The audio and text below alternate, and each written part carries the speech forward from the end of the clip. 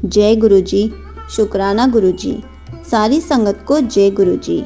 संगत जी, हमेशा कहा जाता है कि जब भी ऐसी सिचुएशन आती है तो हम गुरु जी की पूजा कर सकते हैं या नहीं कर सकते। इसी पर एक अंकल जी का सत्संग सुनाती हूँ, जिन्होंने बहुत अच्छे से बताया है कि जब भी ऐसा कुछ हो तो हमें क्या करना चाहिए। तो चलिए अंकल जी का सत्संग सुनाती हूँ। संगत जी, आज मैं आपसे अपना तीसरा सत्संग शेयर करने जा रहा हूँ। आज सुबह मैं सो रहा था, इसी बीच एक आंटी जी का फ़ोन आया कि हमारे घर में कोई एक नहीं रहा। उन्होंने कहा कि 13 दिन तक पूजा नहीं करनी। मैंने कहा ठीक है, लेकिन मेरा मन नहीं मान रहा था कि मैं गुरु जी की पूजा ना करूं। फिर संगत जी, मैं नहाकर गुरु जी के पास बैठा और मैंने गुरु जी से कहा कि गुरु जी, मैं क्या करूं, पूजा करूं या ना करूं। क्योंकि संगत जी, जब से गुरु जी ने अपने साथ कनेक्ट किया है तो पहली बार ऐसी सिचुएशन में पड़ा हूँ। ऐसा हुआ कि गुरु जी की पूजा ना करूं। संगत जी, उसके बाद मैंने सोचा कि चलो ठीक है, मैं दिया नहीं जलाऊंगा, लेकिन गुरु जी को तिलक लगा दूंगा। मैंने गुरु जी को तिलक लगाया और चाय प्रसाद दिया, लेकिन मेरा मन कह रहा था कि किसी आंटी से पूछ लूं कि क्या करूं, मैं दिया जलाऊं या ना जलाऊं। पहली बार ऐसा हुआ कि गुरु जी को भोग लगाया, चाय प्रसाद दिया और जैसे ही मैं वापस चाय प्रसाद लेने लगा तो वो मेरे से गिर गई।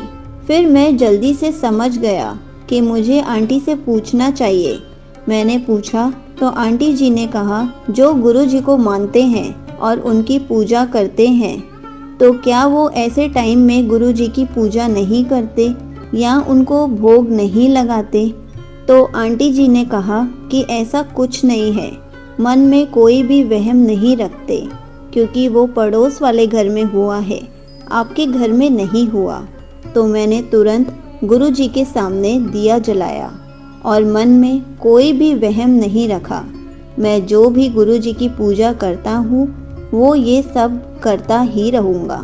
और ये सत्संग मैं सिर्फ इसलिए शेयर कर रहा हूँ ताकि जो चीज़ मुझे नहीं पता, और भी संगत है जिनको नहीं पता होता, तो उन सब पे ये मैसेज पहुँच सके कि जब भी हमारे पड़ोस में ऐसी सिचुएशन होती है तो हम गुरु जी की पूजा कर सकते हैं। गुरु जी ने हमें इन वहमों से दूर रखा है, हमें हमेशा सिखाया है कि हम गुरु जी की पूजा हमेशा कर सकते हैं।